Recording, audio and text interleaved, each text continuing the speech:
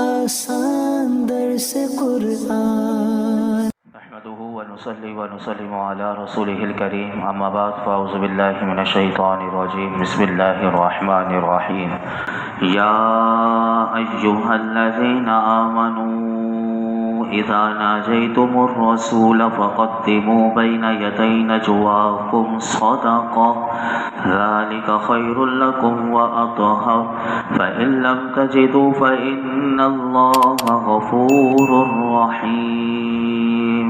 اے ایمان والو، جب تم رسول سے تنہائی میں کوئی بات عرض کرنا چاہو تو اپنی عرض سے پہلے کچھ صدقہ دے لو، یہ تمہارے لیے بہت بہتر اور زیادہ پاکیزہ ہے۔ پھر اگر تم اس پر قدرت نہ پاؤ تو بے شک اللہ بخشنے والا بڑا مہربان ہے۔ اس آیت کریمہ میں ارشاد فرمایا کہ اے ایمان والو، جب تم رسول کریم صلی اللہ علیہ وسلم سے تنہائی میں کوئی بات عرض کرنا چاہو تو اپنی عرض سے پہلے کچھ صدقہ دے لو۔ اس میں بارگاہ رسالت مآب صلی اللہ علیہ وسلم میں حاضر ہونے کی تعظیم اور فقراء کا نفع ہے۔ یہ عرض کرنے سے پہلے صدقہ کرنا تمہارے لیے بہت بہتر ہے، کیونکہ اس میں اللہ اور اس کے حبیب علیہ الصلوۃ والسلام کی اطاعت ہے اور یہ تمہیں خطاؤں سے پاک کرنے والا ہے۔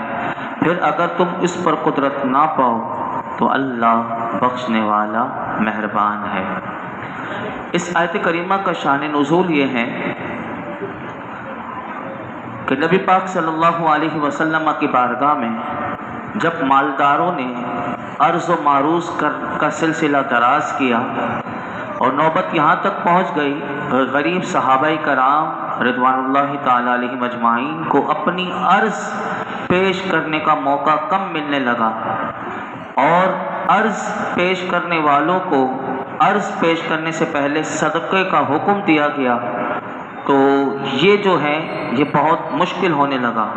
تو یہاں پر اللہ رب العالمین نے جو اس آیت کریمہ میں جو عرض کیا کہ میرے محبوب کی بارگاہ میں آنے سے پہلے صدقہ دے دو، تو اس حکم پر جو ہے وہ حضرت علی رضی اللہ تعالیٰ عنہ ہی عمل کر پائے اور بعد میں یہ حکم منسوخ ہو گیا، کیونکہ جیسے ہی حضرت علی رضی اللہ تعالیٰ عنہ نے نبی پاک صلی اللہ علیہ وسلم سے کی بارگاہ میں آنے سے پہلے آپ نے 1 دینار جو ہے وہ صدقہ کیا اور نبی پاک صلی اللہ علیہ وسلم کی بارگاہ میں 10 مسائل آپ نے دریافت کیے، میرے آقا علیہ الصلوۃ والسلام نے اس کا جواب دیا۔ جیسے آپ سوالوں کے جواب سے فارغ ہوئے تو یہ حکم اللہ کی طرف سے منسوخ ہو گیا اور رخصت نازل ہو گئی، اور سوائے حضرت علی رضی اللہ تعالیٰ عنہ کے کسی اور کو اس حکم پر عمل کرنے کا موقع نہیں ملا۔ اب وہ 10 سوال کیا تھے وہ بھی سنیے۔ حضرت علی رضی اللہ تعالیٰ عنہ نے حضور کی بارگاہ میں کیا پوچھا، سنیے۔ نمبر 1 عرض کیا کہ حضور بتائیے وفا کیا ہے؟ میرے آقا علیہ الصلوۃ والسلام نے ارشاد فرمایا توحید اور توحید کی شہادت دینا۔ نمبر 2 عرض کیا فساد کیا ہے؟ فرمایا کہ کفر اور شرک یہ فساد ہے۔ نمبر 3 حضرت علی رضی اللہ تعالیٰ نے پوچھا حق کیا ہے؟ میرے آقا علیہ الصلوۃ والسلام نے ارشاد فرمایا اسلام، قرآن اور ولایت جب تجھے ملے، یعنی اللہ کی دوستی جب تجھے ملے، یہ حق ہے۔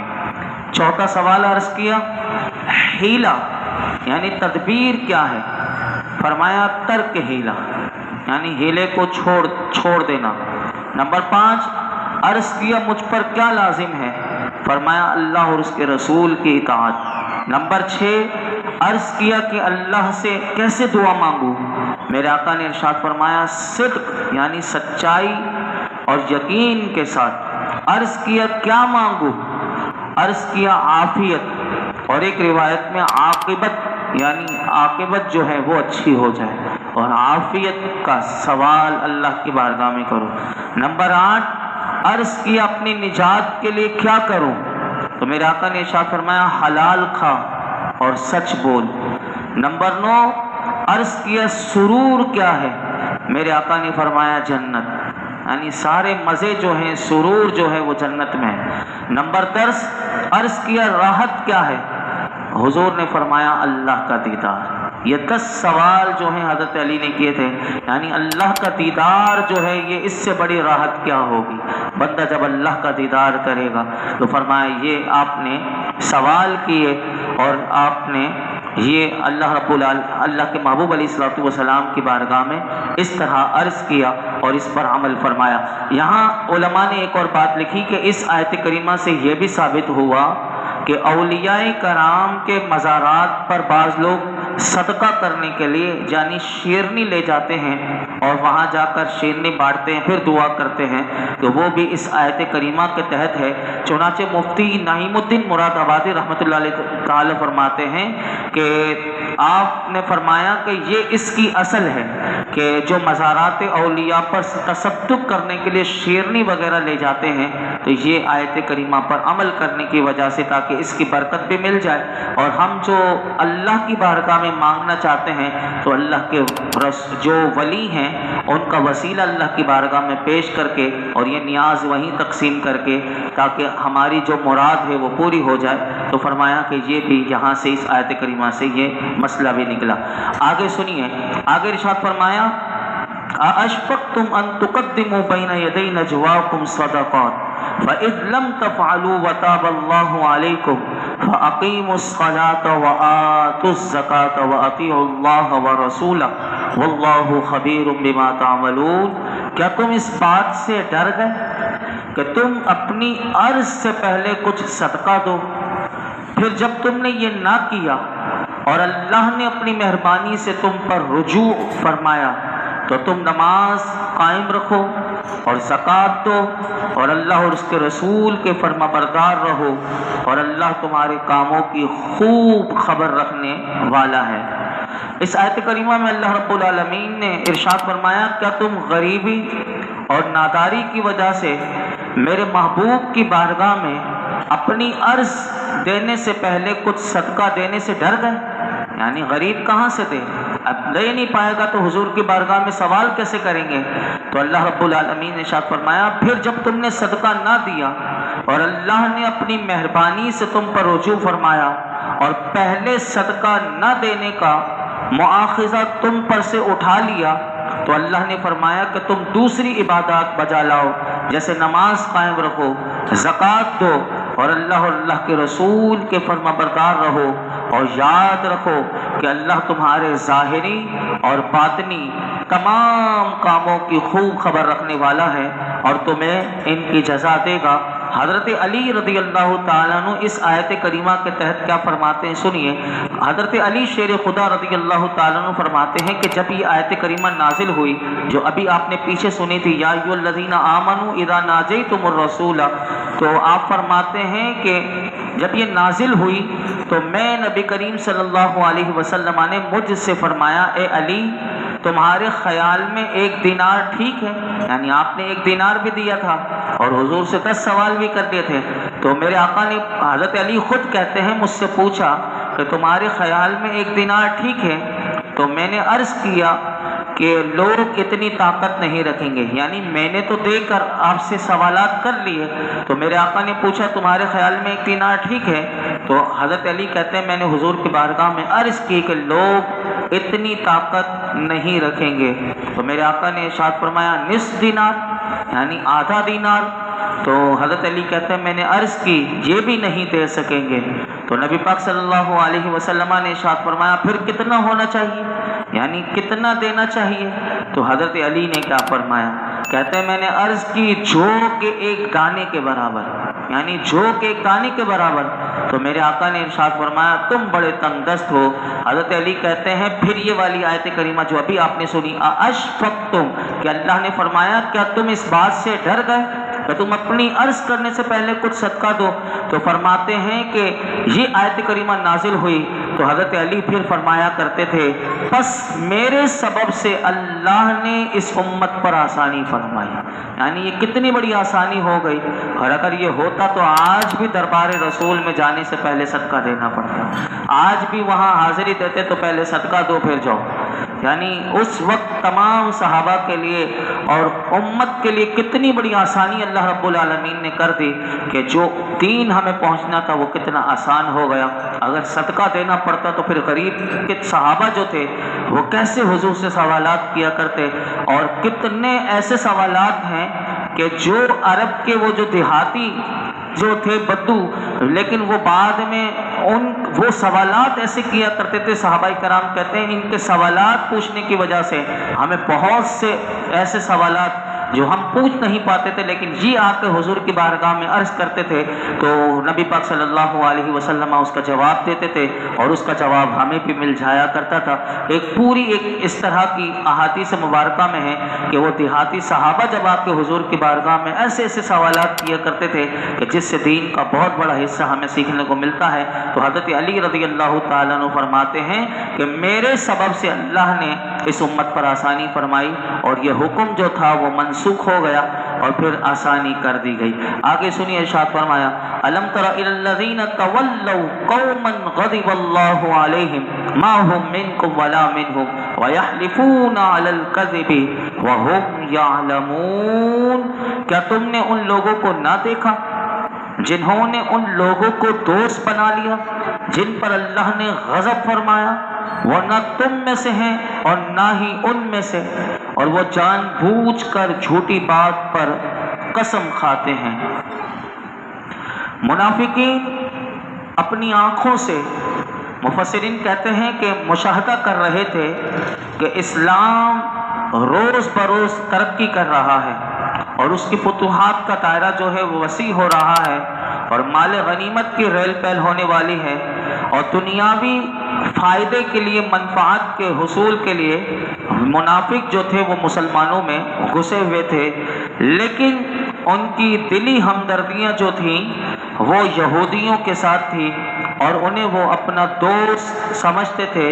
اللہ رب العالمین نے ان منافقوں کا پردہ چاک کیا اس آیت کریمہ میں اور ارشاد فرمایا کہ ان بدبختوں نے ایک ایسی قوم سے دوستی کر لی ہے، دوستی قائم کر کے رکھی ہوئی ہے کہ جن پر اللہ کا غضب ہے، یعنی یہودیوں پر اللہ کا غضب ہے، اور ان منافقوں نے ان سے دوستی کر رکھی ہے۔ فرمایا کہ یہ منافق جو ہیں یہ نہ مسلمانوں میں داخل ہیں اور نہ یہودیوں میں، یعنی نہ ادھر جاتے ہیں نہ ادھر جاتے ہیں، یہ بیچ میں رہنے والے ہیں۔ اور ان منافقوں کی اس حالت کو اللہ تعالیٰ نے 5ویں پارے میں بھی بیان کیا، فرمایا کہ مذبذبین بین ذالک لا الہ ہؤلاء ولا الہ ہؤلاء ومن یضلل اللہ فلن تجد له سبیلا، اور درمیان میں ڈگمگا رہے ہیں، نہ ان کی طرف ہیں نہ ان کی طرف، یعنی مسلمانوں کی طرف ہیں نہ یہودیوں کی طرف، یہ بیچ میں رہنے والے مذبذبین ہیں۔ فرمایا جسے اللہ گمراہ کرے تو تم اس کے لیے کوئی ہدایت کا راستہ نہ پاؤ گے۔ تو یہ مسلمان لوگوں کے درمیان گھسے ہوئے اتنے خطرناک تھے کہ یہ مسلمانوں سے دوستی بھی کرتے تھے اور یہودیوں سے یعنی دوستی ان کی پکی تھی، اور ہر وقت یہ چاہتے تھے کہ یہودیوں کی خیر خواہی کریں، مسلمانوں کی خیر خواہی نہیں کرتے تھے۔ اور کیا کرتے تھے؟ مسلمانوں کے راز کو سنتے تھے، مفسرین کہتے ہیں، اور وہ جا کر یہودیوں کو مسلمانوں کے راز کو پہنچایا کرتے تھے۔ اللہ رب العالمین نے ان کے بارے میں اس آیت کریمہ میں ارشاد فرمایا اے سننے والے، کیا تم نے ان لوگوں کو نہ دیکھا کہ جنہوں نے یہودیوں کو دوست بنا لیا کہ جن پر اللہ نے غضب فرمایا، اور ان کا حال یہ ہے کہ نہ مسلمان ہیں اور نہ یہودی بلکہ یہ منافق ہیں۔ اور اللہ رب العالمین کے محبوب علیہ الصلوۃ والسلام نے ان کی مثال جو دی وہ سنی، اللہ اس منافقت سے ہمیں بچائے۔ میرے آقا علیہ الصلوۃ والسلام کی اس حدیث پاک کو حضرت عبداللہ بن عمر رضی اللہ عنہما روایت کرتے ہیں کہ نبی کریم صلی اللہ علیہ وسلم نے ارشاد فرمایا منافقوں کی مثال اس بکری جیسی ہے کہ جو دو ریوڑوں کے درمیان میں متردد ہو، یعنی شک میں ہو کبھی اس ریور میں جاتی ہے اور کبھی اس ریور میں، تو اللہ ایسی منافقت سے ہمیں محفوظ فرمائے۔ اور اسی آیت میں اللہ نے ان کا ایک اور پردہ چاک کیا، فرمایا وَيَحْلِفُونَ عَلَى الْكَذِبِ وَهُمْ يَعْلَمُونَ، اور وہ جان بوجھ کر جھوٹی بات پر قسم کھاتے ہیں۔ اس حصے کا بھی شان نزول یہ ہے کہ یہ آیت عبداللہ بن نبتل منافق کے بارے میں نازل ہوئی۔ اب دیکھیں نام کتنا اچھا ہے عبداللہ، لیکن ہے یہ منافق، اس کے بارے میں یہ آیت کریمہ نازل ہوئی۔ یہ نبی کریم صلی اللہ علیہ وسلم کی مجلس میں حاضر رہتا اور یہاں کی بات یہودیوں کے پاس پہنچاتا۔ ایک روز نبی کریم صلی اللہ علیہ وسلم کی مجلس میں آنے سے پہلے میرے آقا علیہ الصلوۃ والسلام وہاں موجود تھے اور آپ نے ارشاد فرمایا، صحابہ موجود تھے، آپ نے فرمایا اس وقت ایک آدمی آئے گا۔ اب یہ دیکھیے علم غیب بھی دیکھیے، میرے آقا ابھی وہ آیا نہیں لیکن اس سے پہلے بتا دیا کرتے تھے، یہ شان ہے میرے آقا کی۔ اب صحابہ سے حضور نے فرمایا اس وقت ایک آدمی آئے گا کہ جس کا دل انتہائی سخت ہے اور وہ شیطان کی آنکھوں سے دیکھتا ہے۔ نام نہیں بتایا، فرمایا اب آنے والا ہے وہ، فرمایا کہ اس کا دل انتہائی سخت ہے۔ اب دیکھیں نگاہ مصطفیٰ کیا دیکھ رہی ہے کہ دل کیسے ہیں، دل سخت ہے یا نرم ہے، دل کالا ہے یا کیسا سفید ہے، اور اس دیکھتا کیسے ہے وہ بھی بتا دیا۔ فرمایا کہ اس وقت ایک آدمی ابھی آئے گا، اس کا دل انتہائی سخت ہے اور وہ شیطان کی آنکھوں سے دیکھتا ہے۔ تھوڑی دیر میں صحابہ کہتے ہیں وہ عبداللہ بن نبتل آیا، اس کی آنکھیں جو تھیں وہ نیلی تھیں۔ نبی پاک صلی اللہ علیہ وسلم نے اس سے ارشاد فرمایا تو اور تیرے ساتھی ہمیں گالیاں کیوں دیتے ہیں؟ اس سے پوچھا تو اور تیرے ساتھی ہمیں گالیاں کیوں دیتے ہیں؟ تو وہ قسم کھا گیا اور کہنے لگا میں ایسا نہیں کرتا، اور وہ گیا اور اپنے دوستوں کو بھی لے کر آ گیا، تو انہوں نے بھی قسم کھائی اور کہا ہم نے گالی آپ کو نہیں دی۔ اس پر یہ آیت کریمہ کا یہ حصہ نازل ہوا وَيَحْلِفُونَ عَلَى الْكَذِبِ وَهُمْ يَعْلَمُونَ، اور وہ جان بوجھ کر جھوٹی قسم کھاتے ہیں۔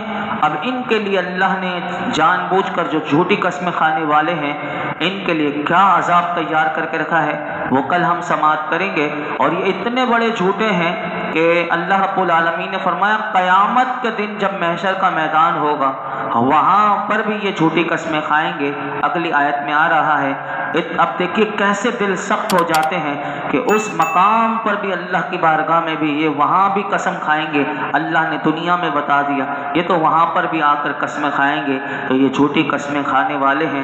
اللہ ہمیں جھوٹی قسموں سے بھی بچائے اور منافقت سے بھی بچائے اور جھوٹ سے بھی بچائے۔ اللہ ہمیں ہمیشہ صدق اور سچائی کو اپنانے کی توفیق عطا فرمائے۔ الحمدللہ رب العالمین والصلاۃ والسلام علی سید الانبیاء والمرسلین وعلی آلہ واصحابہ اجمعین۔